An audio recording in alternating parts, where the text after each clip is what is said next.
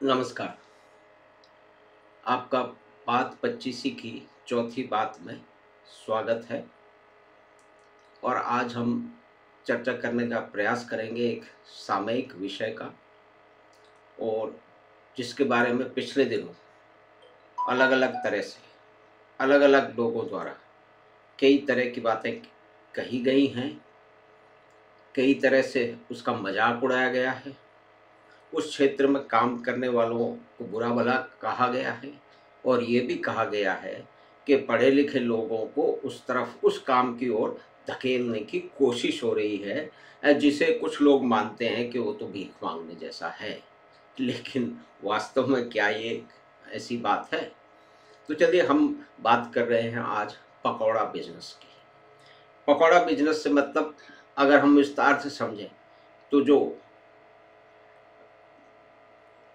Street food है, जो खोमचों पे जो खाना मिलता है, जो अलग तरह की चीज़ें मिलती हैं, उसमें पकौड़ा भी शामिल है, और कचौड़ी भी शामिल है, और ब्रेड पकौड़ा भी है, और बहुत सारी अलग-अलग तरह की वैरायटी की चीज़ें जिनको इसकी ज़रूरत है, उनको मिलती रहती हैं, और बहुत ही सस्ते दामों में मिलती हैं। और बहुत से लोग, जिसके अंदर युवा हैं, काम धंधे करने वाले हैं, मज़दूर हैं, और दूसरे भी लोग हैं, उनको सुविधा नहीं है, या उनके पास में साधन नहीं है, या उनके पास में समय नहीं है कि वो घर पे खाना पका सकें, या उनकी व्यवस्था ही नहीं है, उनके पास जगह ही नहीं है। या विज़िटर है, शॉर्ट टाइम विज़िटर है, जो कि कोई सामान खरीदने के लिए आया है किसी बड़े शहर में, और वहाँ से वो सामान खरीदने के साथ में वो खाना भी खाना चाहेगा, तो वो इधर-उधर सड़क पे निकल जाता है, और उसको कोई न कोई खोमचा मिल जाता है, और वहाँ पे वो खाना खा लेता है। और आपने और हमने भी कई बार इसका लुत्फ़ उठाया होगा। और बम्बई के जो बड़ा पाव है, उसके बारे में तो सभी लोग जानते हैं कि वो कितना बिकता है। हर तरह के लोग, चाहे वो अमीर से अमीर हों और गरीब से गरीब हों, मौका मिलने पर वो बड़ा पाव खा लेते हैं। बड़ा स्वादिष्ट होता है, हमने भी कई बार खाया है, आपने भी कई बार खाया है। और बम्बई को छोड़ के अलग शहरों में भी जो रहने वाले लोग हैं, उन्होंने जो स्ट्रीट फूड है, जो खोमचों से खाना है, वो खाया है। लेकिन कोई कारण है, उन कारणों में हम नहीं जाएँगे। ये जो लोग हैं, जो एक ministry of urban poverty alleviation एक संस्था है गवर्नमेंट ऑफ इंडिया की, उन्होंने कोई एक हिसाब लगाया था कि करीब 1 करोड़, भारत में करीब 1 करोड़ स्ट्रीट वेंडर हैं, यानी कि सड़क पे अपना व्यवसाय करते हैं।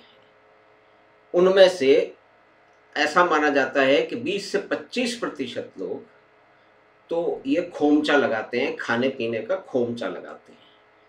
तो मान लिया जाए कि वो जो 1 करोड़ की संख्या है, वो कुछ कम लग रही है इतने बड़े देश के लिए, तो शायद 1.5 करोड़ होंगे।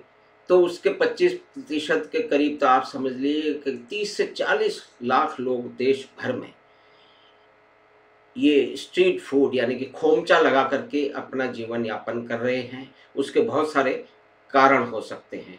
और जहाँ तक पढ़े-लिखे लोगों के इस व्यवसाय में आने की बात है, तो उसके बहुत सारे कारण भी हो सकते हैं। कुछ लोग खाना बनाने में निपुण होते हैं, कुछ लोगों को सामने यही ऑप्शन नज़र आता है कि भई कम लागत पे हम ये काम शुरू कर सकते हैं, और क्योंकि हम खाना अच्छा बनाना जानते हैं, तो धीरे-धीरे हमारा धंधा जम जाएगा, और हम इससे ठीक-ठाक कमाई कर लेंगे। इसमें कुछ एमबीए लोग भी हैं, बड़े पढ़े-लिखे लोग हैं, जिन्होंने खोमचे लगाए हैं।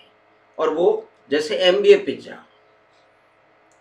पिज़्ज़ा जो है वो इंदौर में है, उसकी बड़ी चर्चा है, और उसके बारे में कई वेबसाइट भी हैं। तो एक मैनेजमेंट ग्रेजुएट ने खोमचा लगा रखा है, तो क्या कर रखा है उसने? कम से कम वो भिखारी तो नहीं है। चलिए एमबीए को छोड़ दीजिए, जो लोग उसके पास में ठीक-ठाक से पूरी तरह से छोटी-मोटी शिक्षा है, या मान लीजिए शिक्षा नहीं भी है, और उसने ये खोमचा लगा लिया है, तो कम से कम अपने परिवार का, जिसमें 4 से 5 लोग होंगे, तो करीब एक परिवार में 4 से 5 लोगों का एक आदमी खोमचा लगा करके अपना जीवन यापन कर रहा है। उसके बहुत सारे कारण होंगे कि उसके पास कोई दूसरा ऑप्शन नहीं है, और इसमें कम पैसे में लाभ शुरू हो जाती है। तो क्या वो कोई बुरा काम कर रहा है? क्या वो किसी से भीख मांगने के बराबर है? और देश के बड़े-बड़े लोगों ने जो दुनिया भर के बड़े-बड़े विश्वविद्यालयों में पढ़कर आए हैं, बड़ी-बड़ी डिग्रियाँ हैं उनके पास में, बहुत अमीर लोग हैं। उन्होंने कहा कि ये खोमचा-वोमचा लगाना तो जो है ना, ये तो जो है वो भीख माँगने के बराबर है। अब उन्होंने क्यों कहा, किस लिए कहा, उसके कारण क्या है, उसमें नहीं जाते हैं। हम तो ये मानते हैं कि एक पूरी तरह से एक बातचीत का एक दौर चल पड़ा था। अब दूसरी बात देखिए, अमृतसर में एक 70 बरस के अंकल जी हैं, जो कि इंडियन पिज़्ज़ा बना के खिलाते हैं। और प्रगति मैदान के पास में एक 75 साल के सरदार सरदार जी ऑमलेट वाले कहलाए जाते हैं, और उनके पास में लोग दूर-दूर से आकर के उनसे ऑमलेट लेके जाते हैं या खा के जाते हैं। तो ये हो क्या रहा है? यानी कि एक बात समझिए कि एक तरफ तो हम बात करते हैं कि कर्म ही पूजा है, वर्क इज़ वर्शिप, और दूसरी तरफ लोग ये जो काम है, जो सड़क पे खोमचे लगा कर के अपना जीवन यापन करने का, अपनी मेहनत के कारण, अपनी मजबूरी के कारण या अपनी इच्छा के कारण, अपने इंटरेस्ट के कारण वो ये कर रहे हैं, तो क्या वो भीख माँग रहे हैं? तो ये कितनी एक विचित्र बात है। लेकिन चलिए, हमारा देश विचित्रताओं से भरा हुआ है, तो वहाँ पे इस तरह की बातें लगातार हमको सुनने में आती रहती हैं। लेकिन अब ये देखिए कि कितना बड़ा समूह इससे अपना जीवन यापन कर रहा है। उनके अलग-अलग अपने कारण हैं, लेकिन वो कम से कम भीख तो नहीं माँग रहे हैं। तो ये जो एक एक विकट किस्म का, विकृत किस्म का विमर्श चला है, और आश्चर्य की बात है कि इसमें बहुत सारे वो लोग भी शामिल हैं जिन्हें हम बुद्धिजीवी मानते हैं। उनमें बहुत सारे लोग भी हैं जो कलाकार भी हैं, उसमें लेखक भी हैं। उनकी अपनी मजबूरियाँ होंगी कि वो इस तरह की क्यों बातें कर रहे हैं। एक तरफ तो बात होती है कि सबसे नीचे की बात हमें करनी है, उस सबसे नीचे जो गिरा पड़ा, जो कुचला व्यक्ति है, उसको हमको ऊपर उठाना है, उसको ऊपर उठा करके बराबरी में लेके आना है। और वो वहीं, और इसी तरह के लोग जो कि सड़क पे खोमचा लगा रहे हैं, उसमें पकौड़ा बेच रहे हैं, पकौड़े से कुछ लोगों को बड़ी दिक्कत है। अब उसकी दिक्कत के कारणों में नहीं जाएँगे, क्योंकि उससे उसमें जाने से फिर बात दूसरी तरफ घूम जाएगी। तो कुल मिला के बात इतनी है कि ये कितनी विचित्र बात है कि देश के बुद्धिजीवी, कलाकार, लेखक, कवि, उन्होंने मजाक बना के रख दिया है पकौड़ा का। लेकिन दूसरी तरफ ये देखिए कि बड़ी-बड़ी ऐसे भी जगह हैं, ऐसा जयपुर में भी हुआ है, और कहीं पंजाब में भी अभी हुआ है कि एक कोई इसी तरह के छोटी-मोटी खोमचा तो उनका नहीं है, ठीक-ठाक दुकान है, उनके ऊपर इनकम टैक्स का छापा पड़ा है।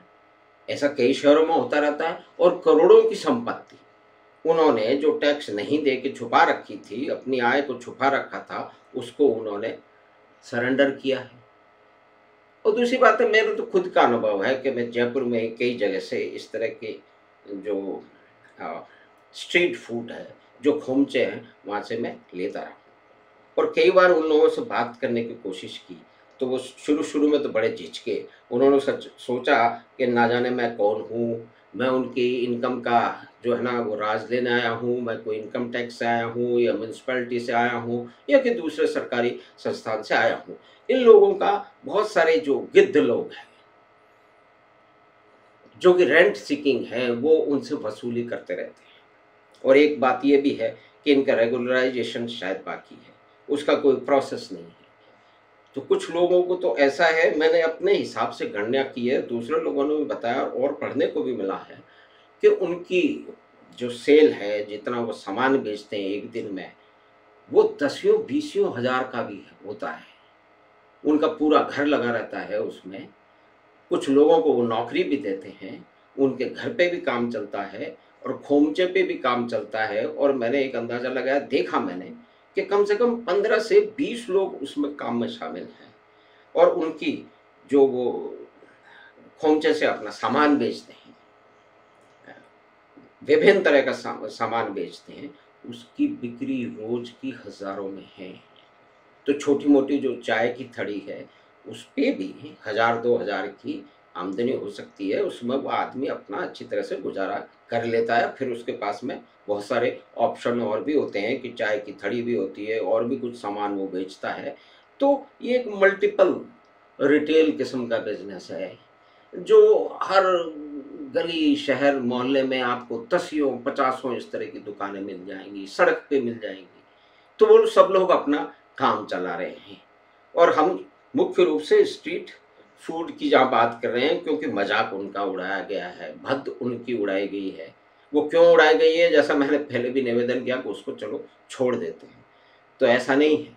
पकौड़ा बनाने वाले बड़े पढ़े लिखे एमबीए लोग भी हैं और कम पढ़े लिखे भी हैं, गांव से आने वाले भी हैं, शहर के भी हैं, और कुछ अध्यापिका हैं और कुछ अध्यापक भी। वो किन्हीं कारणों से इसमें आ गए हैं और बड़ी मेहनत से वो काम करते हैं और उन्होंने अपनी मेहनत से काम करके जो भी वो सामान बेचते हैं उसकी गुणवत्ता उन्होंने कायम रखी है। और कई बार ये जनरली कहा जाता है और सामान्यतः शायद ठीक भी है कि इसमें हाइजीन की, साफ सफाई की, लेकिन जो लोग इस बात को समझते हैं उनको मालूम है कि अगर हमारे खाना खाने से कोई एक भी आदमी बीमार हो गया, ये एक बेसिक सा रूल है, हर आदमी को समझ में आता है, तो हमारी दुकान बंद हो जाएगी। तो वो भी प्रयास करते हैं और हम ये देखते भी हैं। फिर भी कुछ ऐसे हो सकते हैं कि ध्यान नहीं रखते हो और ऐसे केस भी आएंगे, लेकिन कुल मिलाकर के जो पकौड़ा बनाने वाले हैं वो लाखों लोग हैं। वो 30-40 लाख लोग हैं शायद, पूरे देश में ज़्यादा भी हो सकते हैं। और एक मित्र ने बताया जो कि बॉम्बे में रहते हैं, बहुत पहले की बात है, कि वो एक अ, रास्ते से रोज जाया करते थे, तो एक कचौड़ी वाला उनके पास आके कचौड़ी या समोसे जो है वो उनसे वो लिया करते थे। तो एक बार वो लड़का आया और उसने कहा कि अंकल आज तो ऐसे ही ले लो आप। तो उन्होंने कहा भाई ऐसे क्यों ले लूँ? कहते मेरा मन है आप रोज लेते हो, आज ले लीजिए, आज सब खत्म हो गए, 2 हैं आप ले लीजिए। कहते मुझे तो भूख नहीं, कहते घर ले जाइए। तो फिर उससे उस लड़के से उनकी बातचीत शुरू हुई। उसने बताया कि वो कहीं बिहार से आया है और उसके 5 या 6 लोग जो हैं वो पूरे इस व्यवसाय में लगे हुए हैं। 3 ट्रेन में जो 3 उनके भाई हैं वो रोज हजारों कचौड़ी और समोसे बेच देते। एक भाई उसका अकाउंटेंट है, वो कुछ उसको हिसाब रखने की समझ है, तो वो उनका हिसाब रखता है। एक जो उनके सबसे बड़े भाई हैं, उन्होंने जो वहाँ से कचौड़ी और समोसे बनते हैं, उसका वो बाकायदा एक ट्रैक रखते हैं कि कहाँ किस लड़के का काम खत्म हो रहा है और उसको किस जगह पे उतर करके उसको और कचौड़ी और समोसा उसका वो करना है, कि एक तरह से समझ लीजिए जी कि अ, उसका वो पूरा मैनेजमेंट करते हैं। तो उन्होंने और पूछा कि तो भई तो तुम इतना पैसा जो कमा लेते हो इससे क्या करते हो? कहते कि साहब हमने एक ज़मीन खरीद ली। तो इस तरह के भी किस्से हैं। लेकिन बहरहाल एक छोटी-सी बात हमने की पकौड़ा बिज़नेस के बारे में, जिसका बड़ा मखौल उड़ाया गया। लेकिन वास्तविकता तो ये है कि वो लोग बड़ी शान से, बड़ी हिम्मत से और बड़ी चतुराई से और लगन से अपना काम कर रहे हैं, अपने परिवार का पेट भर रहे हैं। एक प्रोडक्टिव एम्प्लॉयमेंट वो खुद जनरेट कर रहे हैं, कुछ लोग 2-4 लोगों को नौकरी भी प्रोवाइड कर रहे हैं। अगर औसत देखा जाए तो काफ़ी लोगों को इस क्षेत्र से नौकरियाँ मिल रही हैं, रोज़गार मिल रहा है। और दूसरे जो लोग हैं जिनको खाना बनाने का समय नहीं है या कि व्यवस्था नहीं है या बना नहीं सकते, या कि यात्री हैं या कि छोटे व्यापारी हैं जो कि आते-जाते हैं शहरों में काम करने के लिए, तो उनको एक सस्ते दर पे उनको खाना मिल जाता है। तो ये सारी सारी बातें कुल मिलाकर के जो पकौड़ा बिज़नेस के बारे में है। तो आशा है कि बात 25वीं की चौथी बात में आपको इस विषय पे एक सीमित सी चर्चा हमने की है, वो आपको पसंद आई होगी। तो आप इस कार्यक्रम को लाइक करें, सब्सक्राइब करें और अगर अच्छा लगे तो अपने मित्रों और अपने परिवार के साथ में भी साझा करें। धन्यवाद, नमस्कार। हम आपसे फिर मिलते हैं बात 25 की अगली बात।